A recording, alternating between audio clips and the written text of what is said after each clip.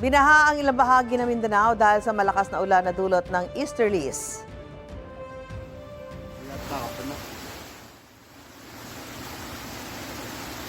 Sa Marawi City, abot hanggang tuhod ang baha sa ilang kalsada. May mga basura pang tinangay ng baha. Sa Takurong, Sultan Kudarat, nagmistulang sapa naman ang ilang kalsada sa National Highway. Nahirapang bumiyahe ang mga motorista. Binaha rin ang Takurong Public Market. Sa bayan ng Bagong Bayan naman, pansamantalang hindi nadaanan ng kalsada sa barangay Titulok dahil sa pagguho ng lupa. Sa Santa Maria, Davao Occidental, pinagtulungan buhati ng isang motorsiklong stranded sa Sapa.